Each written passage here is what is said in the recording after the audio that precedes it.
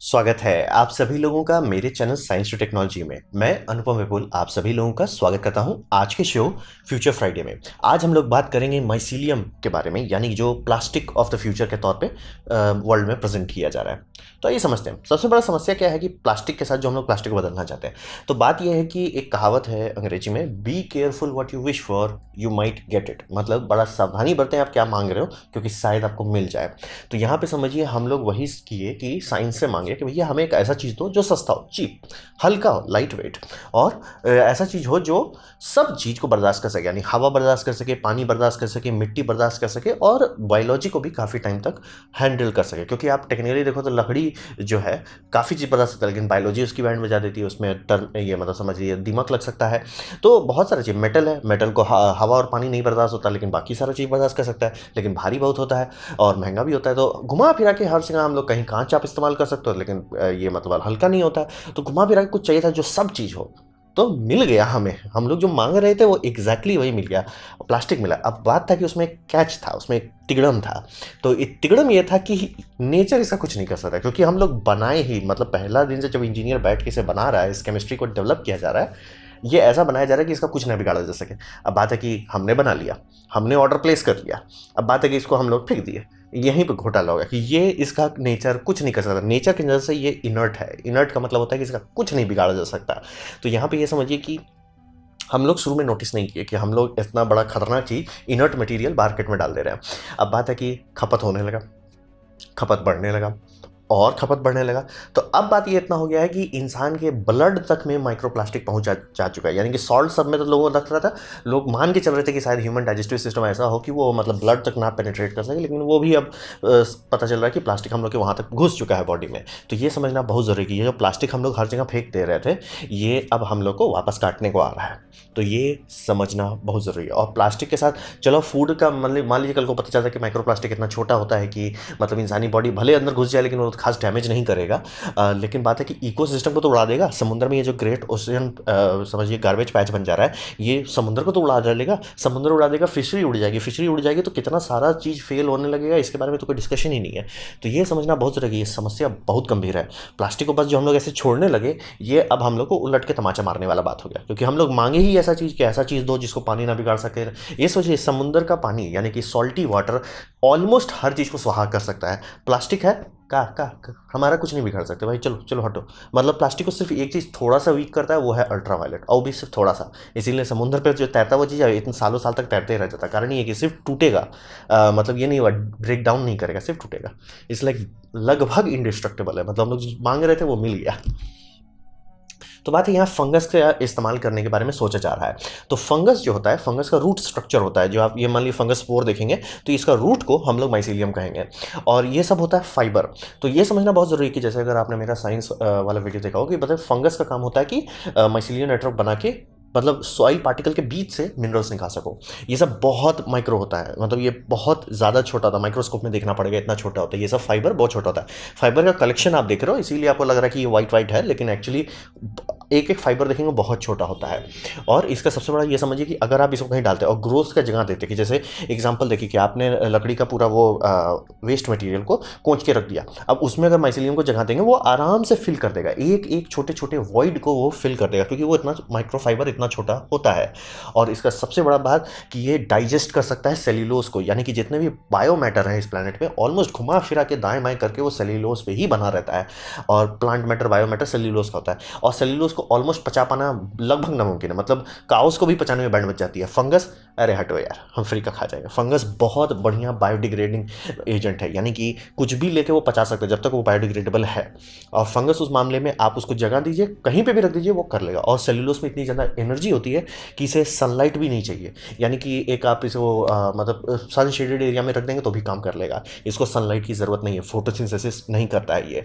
तो यहाँ पे समझिए कि इसको करने के लिए आपको क्या चाहिए, आपको चाहिए स्पोर जो इसको स्टार्ट करेगा। स्पोर ऑब्वियसली आप सेलेक्ट करोगे आप क्या बनाना चाहते हो, किस कलर का बनाना चाहते हो, कैसा फील लाना चाहते हो, कैसा टेक्सचर चाहते हो, और फिर राइट टेम्परेचर। यहाँ पे ये बात इसको थोड़ा सेंसिटिव है कि ये राइट टेम्परेचर परफेक्ट ग्रोथ करता है। अगर टेम्परेचर थोड़ा ज़्यादा हो जाएगा बहुत जल्दी फ्लावर करने लगेगा। फ्लावर यानी जो मशरूम आप देखते हो वो फ्लावरिंग है, आप सिर्फ रूट ग्रो करना चाहते हो, मतलब समझिए टेम्परेचर पे आपको नॉब पे कंट्रोल रखना पड़ेगा। फिर ह्यूमिडिटी, ये दूसरा कंपोनेंट है इसको, जो थोड़ा अच्छे से मेंटेन कर सके, और सनलाइट लगभग नहीं होना चाहिए।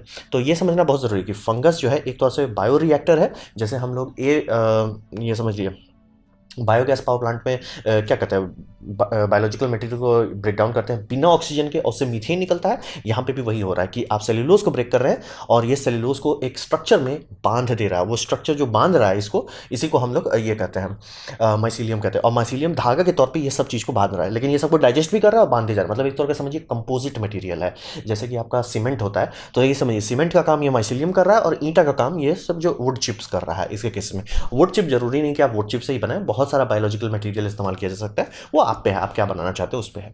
तो लॉजिक यही है कि बायो मटेरियल को फंगी जो है पचा लेगा, पचा के माइसीलियम में बदलेगा, और माइसीलियम का इस्तेमाल हम लोग करेंगे। तो बात है कि इससे किया क्या जा सकता है। तो अब एग्जांपल के तौर पे इसका पैकिंग फोम बनाने पे काफ़ी मेहनत किया जाता है। स्टाइरोफोम के साथ ये है कि ये हम लोग चाहते नहीं कि बहुत लंबा चले, क्योंकि बात सही है कि आप बहुत सामान खरीदो, लेकिन कितना सामान में आप चाहते हो कि उसका बॉक्सा रहे और उसका जो प्लास्टिक है वो एकदम रहे और 10-20 साल तक रहे। क्योंकि आजकल का जितना प्लांट ऑब्सोलेशन प्रोडक्ट्स हैं वो सब ऐसा थोड़ी कि 30 साल चलेगा या 40 साल चलेगा, या उतनी की चलाना आप चाहोगे भी नहीं, क्योंकि इतनी वारंटी नहीं होती है। तो बात है कि जो बॉक्स के साथ जो प्लास्टिक आ रहा है, बॉक्स तो चलिए डिकम्पोज हो जाएगा, प्लास्टिक का रहा है इसका कुछ नहीं किया जा सकता। और ये इतना बड़ा, इतना खाली होता है, जानबूझ के बनाया जाता है वैसा कि लैंडफिल में जगह खाता है, और इसका चूंकि ये नॉन बायोडिग्रेडेबल तो ये बहुत बड़ा कचरा बन जाता है। तो वहाँ पे लोग माइसीलियम का एक फोम जैसा स्ट्रक्चर बनाना चाह रहे हैं। तो कैसे बनाते हैं उसको? बनाने के लिए सबसे पहले आपको ये समझना होगा कि माइसीलियम को आप ग्रो कर सकते हो फाइनल फॉर्म में, यानी कि जैसे ये एग्जांपल दिखा रहा है कि कटोरी जैसा बनाना चाहते हैं, लैम्प शेड जैसा। तो आप लैम्प शेड जैसा जगह पे आप बायो मटेरियल रखिए, और जैसे ही आप ये ऐड कीजिएगा, फंगल ऐड कीजिएगा, ये खुद ब खुद जगह को फिल कर लेगा और खुद ब खुद स्ट्रक्चर बना लेगा। ये समझना बहुत ज़रूरी है कि इसको स्ट्रक्चर देना नहीं पड़ता, कि मतलब आप बना रहे हो, मोल्ड में इंजेक्ट नहीं करना, आप सामान रखिए, मतलब इसका खाना रखिए, वो खाना के हिसाब से पचा लेगा अपने आप को। स्पोर चाहिए, एग्रीकल्चर वेस्ट चाहिए, और कंट्रोल एनवायरनमेंट चाहिए ऑप्टिमल ग्रोथ के लिए। क्योंकि ये समझिए ग्रोथ अलग अलग लोग अलग अलग तरीके से करते हैं। जैसे अगर आपको रफ बनाना है तो आप मोल्ड से निकालेंगे और सीधे कस्टमर को देंगे, लेकिन अगर कस्टमर को आप स्मूथ प्रोडक्ट देना चाहते हैं तो आप मोल्ड से निकालेंगे, उसे 1-2 दिन एक्स्ट्रा ग्रो करने का देंगे, ताकि वो और स्मूथ हो जाए। जब स्मूथ हो जाएगा फिर आप उसे स्टेरलाइज करेंगे। स्टेरलाइज का मतलब होता है इसे किल्न में डाला जाता है और पका दिया जाता है, बहुत ज़्यादा हाई टेम्परेचर पे नहीं, मतलब 70 to 80 डिग्री सेल्सियस पे पका दिया जाता है। और उससे ये होता है कि जितने भी इसमें फंगस हैं, जितना बायो रिएक्टिव मटेरियल है, वो स्टेरलाइज हो जाता है, मतलब बंद हो जाता है, ये डीएक्टिवेट हो जाता है, पूरी तरह से इनर्ट और सेफ हो जाता है। और इसमें आप समझिए कि जो इन्वायरमेंट्स है, कितना टेम्परेचर पे आप बेक कर रहे हैं, कितना टाइम इसे ग्रोथ के लिए दे रहे हैं, कितना टाइम इसे ओवर ग्रोथ के लिए दे रहे हैं, ये सबसे आप प्रॉपर्टी कंट्रोल कर सकते हैं। यानी कि मान लिया आपको मजबूत फोम बनाना है जो कांच को हैंडल कर सके, आप उसके हिसाब से बनाओगे। आपको कुछ ऐसा बनाना है जो बहुत बड़ा हो लेकिन हल्का चीज़ को ही मैनेज कर रहा है, उसके हिसाब से आप डेंसिटी कम बेसी कर सकते हैं। तो यहाँ पे आप ग्रो कर रहे हो, और ये काफ़ी साल से किया जा रहा है, पिछले 4-5 साल से समझिए इसको मास प्रोडक्शन में कर रहे हैं। डेल, इसीलिए मैं ये दिखा रहा हूँ डेल वाला फोटो, कि बहुत सारी और कंपनी भी इस पर ये कर रही है कि हम इसे पूरा यूज़ करें, क्योंकि ये एक्चुअली कॉस्ट कंपेटिटिव है। ये बात समझना बहुत ज़रूरी है कि इसका दाम ऑलमोस्ट मैच कर जाता है स्टाइरिन के जैसा। तो लोगों का इस्तेमाल करना यहाँ पे इसलिए नहीं कर रहे हैं कि ओ हम मतलब हम इन्वायरमेंट का, इसलिए करना चाहते हैं कि भैया तेल का दाम जब देखो तब अप डाउन होता है, अप डाउन होने का साइड इफेक्ट होता है, प्लास्टिक का दाम अप डाउन होता है।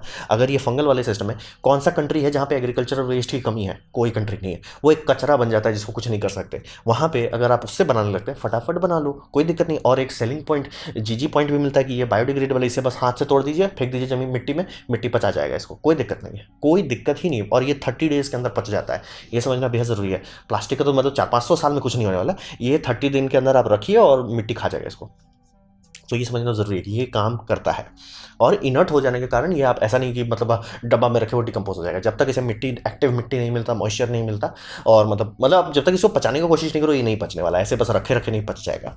तो ये किया जाने लगा है। पैकिंग फोम काफ़ी सारी इंडस्ट्री, काफ़ी सारी लग्जरी इन्वायरमेंट्स और इंडस्ट्रियल इक्विपमेंट इसको ऑलरेडी इस्तेमाल करना शुरू कर रहे हैं, क्योंकि ये कॉस्ट कंपेटिटिव होने लगा है।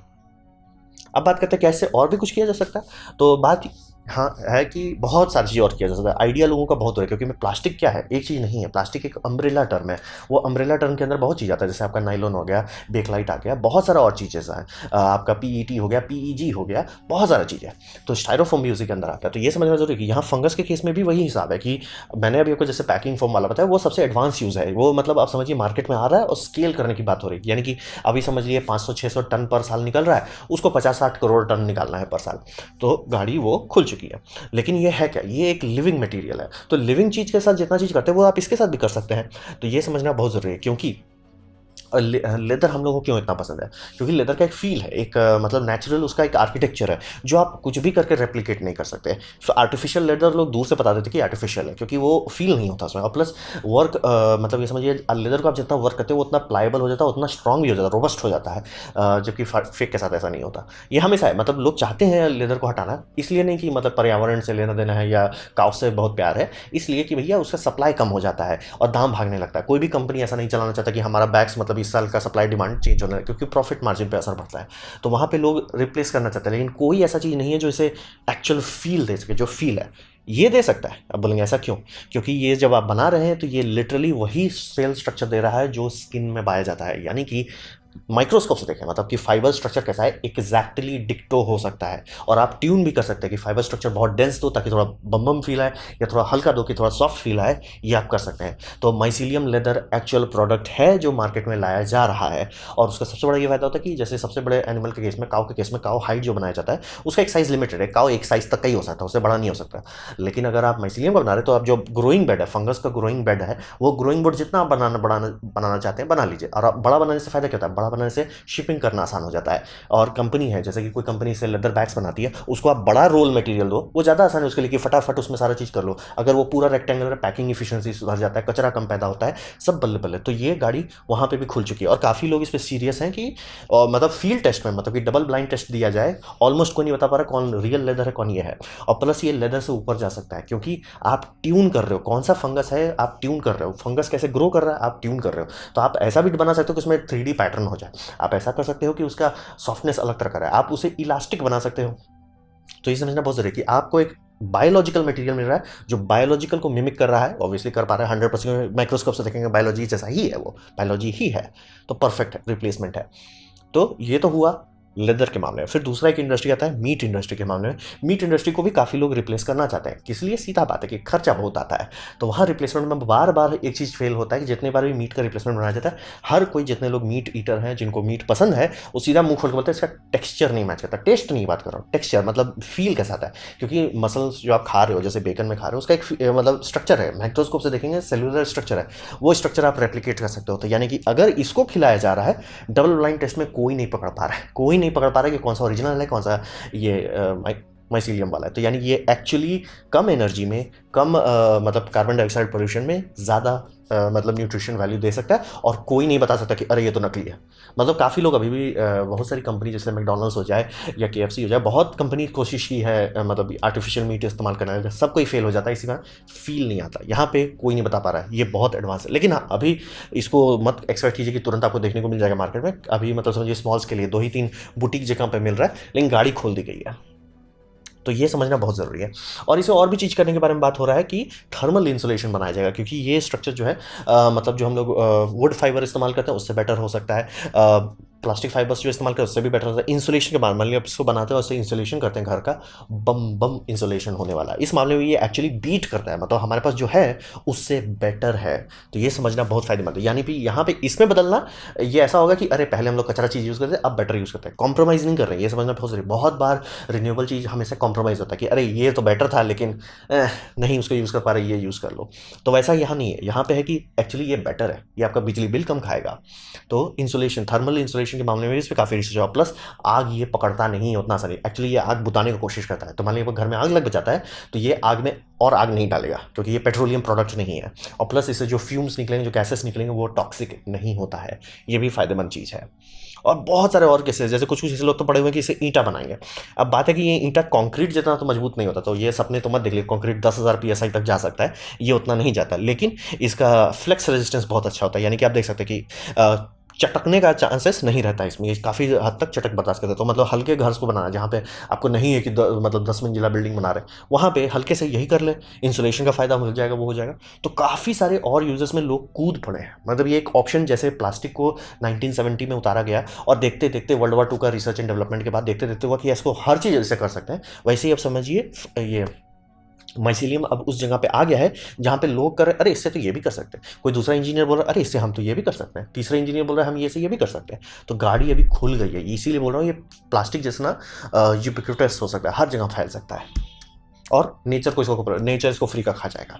अगर आप इसे खिलाने दे तो, मतलब ऐसा है ईंटा बना के आप घर बना दे रहे हो, उसको आप पेंट कर दे तो उसका कुछ नहीं होना, लेकिन अगर तोड़ के उसे मिट्टी में दफना दे तो तब मिट्टी खा जाएगा। तो बात करते हैं इसका भविष्य क्या होने वाला है। तो यहाँ पे समझिए कि लॉन्ग टर्म टेस्टिंग अभी हो रहा है, क्योंकि जैसे मैंने ये बताया पैकिंग सबके केस में, पैकिंग में सबसे बड़ा बेनिफिट है कि ये आप चाहते हो कि तुरंत डिग्रेड हो जाए, आप नहीं चाहते हो कि मैंने पैक से कोई सामान निकाला, जैसे इसी केसेस में वाइन्स के साथ हो जाए, लिक्विड जो शिप कर रहे हैं वो चाहते हो नहीं हो कि मतलब 1-2 महीना से ज़्यादा उसको चाहिए ही नहीं आपको, वो आराम से आप चाहते हो कि ख़त्म हो जाए। तो उस केसेस में कंपनी बना रही है, प्रॉफिट कमा रही है और बेटर है, तो वो तो लट गया, वो बेटर हो गया। लेकिन मान लीजिए जैसे इंसुलेशन आप बना रहे हैं, क्या पता कि वो 10-20 साल नहीं टिक पाए, हो सकता है कि 15 साल के अंदर मॉइस्चर उसके अंदर जाए और मॉइस्चर दोबारा एक्टिवेट कर दे, या कोई दूसरा फंगल उसमें घुस के उसको मतलब कैनबलाइज करने लगे और आपका घर का जितना वो सिस्टम है वो एक्चुअली सीरियस हो जाए, गड़बड़ हो सकता है। तो लॉन्ग टर्म टेस्टिंग अभी गाड़ी खुल रही है। लाइफ स्पैन, क्योंकि हर मामले में फिजिक्स सीधा कहता है भैया पॉलीमर्स का लाइफ स्पैन आप नहीं दे सकते, तो जैसे ये सब है बहुत अच्छा है कि आप आराम से शिपिंग कीजिए, रिसाइकिल कीजिए, रिटर्न कीजिए, सब कीजिए, सब तक टिका रहेगा। लेकिन क्या ऐसा हो सकता है कि इसको मान लिया अपने एक बॉटल में रख के, मतलब ये इसके अंदर कोई सामान रख के बॉक्स में रख के इसे भूल गए, 60 साल तक भूल गए कि रखा हुआ था कहीं चीज, आप खोलोगे तो क्या फिर से वो सही सलामत रहेगा? ये किसी को नहीं पता, क्योंकि उतना टाइम हुआ ही नहीं है इसका, और चांसेस भी कम है कि वो उतना टाइम तक टिक सकेगा। और अडॉप्शन में सबसे बड़ा समस्या है कि पेटेंट्स का एक समस्या बन गया है। कारण ये बात सही है कि जो कंपनी ने उसमें बहुत पहले यानी 2008 के आसपास से रिसर्च कर रही थी, वो चाहेगी जो उसका रिसर्च का प्रॉफिट हो, लेकिन बात होता है कि ये गोल गोल घूम फिर के हम लोग वहीं पहुंचेगी। अगर पेटेंट्स के पीछे वो लड़ने लगेंगे तो बाकी सारी कंपनी ट्राई करने के चाहे बोले भैया हम शांति से प्लास्टिक ही यूज़ कर लेते हैं। तो पेटेंट्स वाला बात भी थोड़ा समस्या वाला बन जाता है कि क्या गवर्नमेंट खरीद ले उनसे पेटेंट, मतलब एज ए मतलब कि क्योंकि सबको चाहिए, ये चाहिए सबको, हर कंपनी बना सकती है, इसमें कोई भी ऐसा चीज़ नहीं जिसको एडवांस टेक्नोलॉजी चाहिए। हाँ, फाइन ट्यून करने में आपको रिसर्च चाहिए, आपको माइक्रोबायोलॉजिस्ट चाहिए, लेकिन तिगड़म ज़्यादा कुछ है नहीं इसमें, मतलब आप लोग घर में करते हैं ये ज़्यादा तिगड़म वाला चीज़ नहीं है। हाँ, एकदम परफेक्ट यील्ड, एकदम परफेक्ट फील देने के लिए उसमें आपको तिगड़म करना पड़ सकता है। लेकिन सबसे बड़ा समस्या है कि पेटेंट्स, नई कंपनी जो इसमें कूदना चाहिए उसको पेटेंट्स का घूमना फिरना पड़ सकता है। और इसका सबसे बड़ा बेनिफिट जो है लॉन्ग टर्म में मैं देख सकता हूँ कि इसका स्केल बहुत बड़ा किया, जैसे जैसे लेदर को क्यों लोग रिप्लेस कर रहे हैं, कारण यही है कि नहीं स्केल कर सकते। प्लास्टिक को क्यों नहीं कर रहे हैं, माइक्रो प्लास्टिक खाना नहीं चाहते, तो यहाँ पे ऐसा कोई समस्या नहीं, मतलब एक मतलब खेत से इतना ये एग्रीकल्चर वेस्ट निकलता है, इसको कूटिए और इससे जितना बनाना है बनाइए और वापस इसको फिर खेत में फेंक दीजिए, कोई फर्क नहीं पड़ने वाला। तो भविष्य इसका काफ़ी उज्जवल हो सकता है। कुछ कुछ केसेस में तो फिक्स है, कुछ कुछ केसेस में जैसे ये हो गया है कि, और अभी जैसे रशिया और यूक्रेन का वॉर चल रहा है, सब लोग को समझ आएगा भैया जब पेट्रोलियम का यूज़ जो है हार्डवेयर में जितना कम कर सकते हो कर दो, जैसे कि प्लास्टिक प्रोडक्ट्स में इसको अगर रिप्लेस किया जा सकता है तो करो। और बहुत सारी कंट्री ये लॉ लगाने की कोशिश कर रही है कि ये सबको मतलब सिंगल यूज़ प्लास्टिक बैन किया जाए। तो सिंगल यूज़ प्लास्टिक का रिप्लेसमेंट तो होना चाहिए ना, अगर रिप्लेसमेंट के बिना बैन करते हो उसका कोई मतलब नहीं, उससे पब्लिक को डिफिकल्टी होगी और ज़्यादा पोल्यूशन होगा उसके चलते, क्योंकि प्लास्टिक एक्चुअली बहुत कम कार्बन फुटप्रिंट रखता है, इसीलिए वो उतना सस्ता होता है। लेकिन आप जैसे क्लॉथ बैग से उससे रिप्लेस करने जाएंगे, क्लॉथ बैग का कार्बन फुटप्रिंट बहुत ज़्यादा होता है, प्लस वो उतना लंबा चलता भी नहीं है। तो मतलब ऐसा थोड़ी कि एक क्लॉथ बैग आपका ज़िंदगी भर का जितना प्लास्टिक बैग आप खपत करते हो उतना दिन चलेगा, ऑब्वियसली नहीं चलेगा। लेकिन प्लास्टिक बैग का फुटप्रिंट इतना कम होता है क्योंकि वो ऑलमोस्ट बाय प्रोडक्ट है, मतलब क्रूड ऑयल का रिफाइनमेंट में एक बाय प्रोडक्ट के तौर पर निकलता है। तो ये समझना बहुत ज़रूरी है, इसका बहुत लॉन्ग टर्म टेस्टिंग अभी हुआ नहीं है और ये प्लास्टिक जितना लंबा चलेगा नहीं, और हम लोग चाहते भी नहीं है, हम लोग नहीं चाहते प्लास्टिक जैसा कि भाई आज डाल दिए 500 साल में नेचर उसको तोड़ पाए, 500 साल में नेचर उसे तोड़ पाए, तो ये तो हम लोग चाहते ही नहीं है। अडॉप्शन में सबसे बड़ा समस्या है कि पेटेंट्स का क्या किया जाए, और अगर पेटेंट्स को आप वॉक अराउंड कर लेते, जैसे मान लीजिए एक फंगाई पे किसी का पेटेंट है, आप दूसरा फंगाई ग्रो कर लेते हो जिससे काम हो जाता है, तो सबसे बड़ा बेनिफिट है कि स्केल के मामले में आपको कोई टेंशन नहीं, यानी कि छोटी से छोटी जगह में, मतलब जो कंपनी है इस पर काम कर रही है मैजिक मशरूम, वो सब का कंपनी का छोटा सा घर था, घर में ये लोग काम कर रहे थे, देखते देखते फिर छोटा सा एक मतलब समझिए बड़ा सा दुकान जैसा शॉपिंग मॉल जैसा जगह ले ली, वहाँ पे काम करने लगे और अब बढ़ाते चले जा रहे क्योंकि बहुत कम रिसोर्सेस में बहुत ज़्यादा आउटपुट दे सकता है। तो काफ़ी इसका स्कोप है फ्यूचर में। तो ये था मेरा प्रेजेंटेशन फंगस के प्लास्टिक का रिप्लेसमेंट के बारे में। उम्मीद करता हूँ आपको अच्छा लगा, कुछ सीखने को मिला, कुछ समझ में आया हो। अगर ऐसा है लाइक कर दे, दूसरा शेयर कर दे, उससे मेरा काफ़ी भला होगा। नहीं अच्छा लगा, नहीं पसंद आया, कोई बात नहीं, आप डिसलाइक दबा सकते हैं, मैं कहूँगा डिसलाइक 2 बार दबाए, उससे मुझे पता चले वो कितना नापसंद हुआ है। मैं आपसे कहूँगा कॉमेंट लेके, मैं हर कमेंट को पढ़ने की कोशिश करता हूँ। आपसे कहूँगा सब्सक्राइब कीजिए, बेल दबाइए अगर आप फ्री हैं तो। आपने मेरा वीडियो देखा जानकर मुझे बहुत खुशी हुई। धन्यवाद।